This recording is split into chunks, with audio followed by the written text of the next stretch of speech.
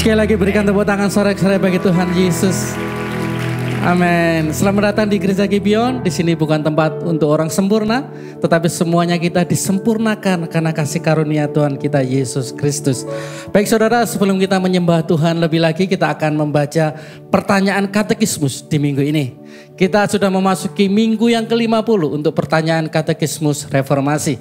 Pertanyaannya adalah, apa makna kenaikan Kristus bagi kita, saudara? Kristus naik ke surga secara fisik demi kita. Sebagaimana dia turun ke bumi secara fisik untuk kita.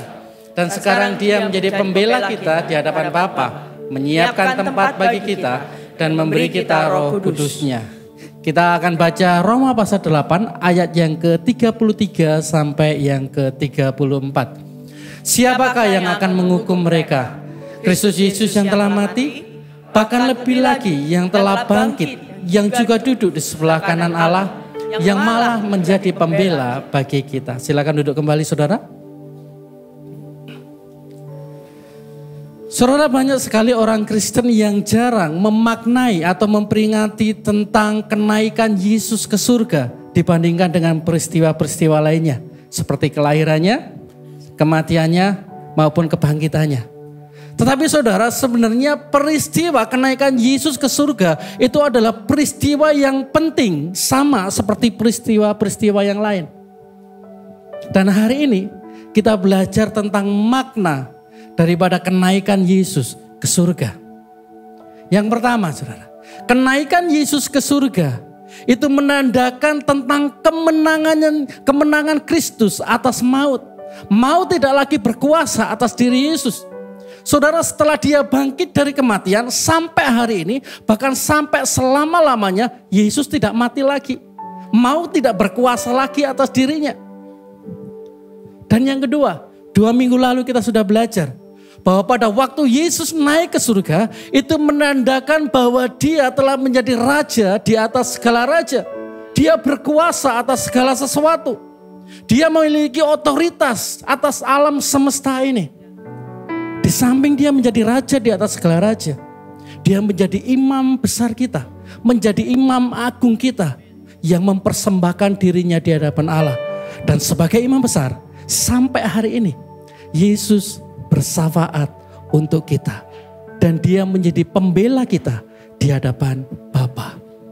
Kemudian yang ketiga, makna daripada kenaikan Kristus ke surga adalah bahwa Yesus tidak pernah sedetik pun meninggalkan kita.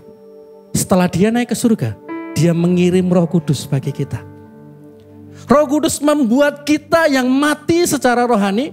Roh Kudus yang membuat kita awalnya hidup di dalam dosa dan pelanggaran. Roh Kudus melahirbarukan kita, menghidupkan kita. Dan Roh Kudus membawa kita di dalam kebenaran-kebenaran Allah setiap hari.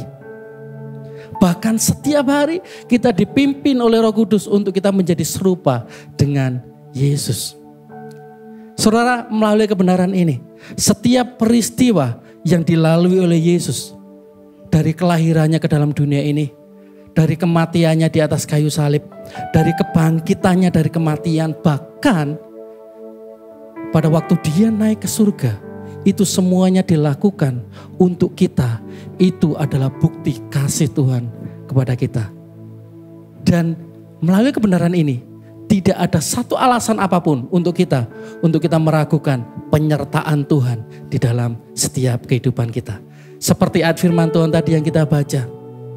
Jika Allah sendiri, pribadi Allah sendiri yang seharusnya menggugat kita, yang seharusnya menghukum kita, tetapi dia telah membenarkan kita, dia mengampuni kita dengan jalan mengutus anaknya yang dia kasihi. Maka tidak ada satu hal pun di dalam dunia ini yang mampu menggugat kita dan mampu memisahkan kita daripada kasih Allah. Amin saudara. Implikasinya hari ini, jika Yesus hari ini ada di sebelah kanan Allah Bapa, itu menunjukkan bahwa dia telah selesai mengerjakan keselamatan, karya keselamatan bagi kita. Maka dia pun juga mampu menyelesaikan setiap persoalan apapun di dalam hidup kita. Dan yang kedua, Yesus tidak pernah meninggalkan kita. Karena apa? Pribadi Allah sendiri itu tinggal di dalam kita.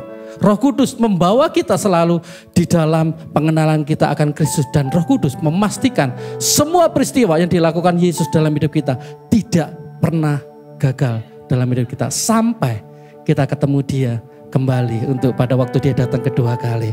Amin. Saya undang kita semua bangkit berdiri. Saudara, hari ini saya beri waktu untuk kita semuanya. Mungkin hari ini atau pada waktu kita menghadapi sebuah persoalan, kita menanyakan keberadaan Tuhan.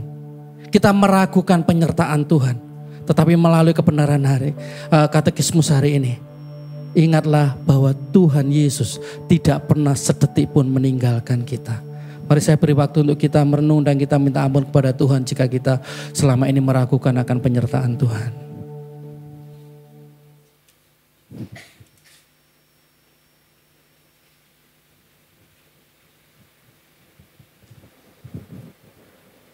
Terima kasih Tuhan buat karya kasih-Mu yang begitu besar bagi kami.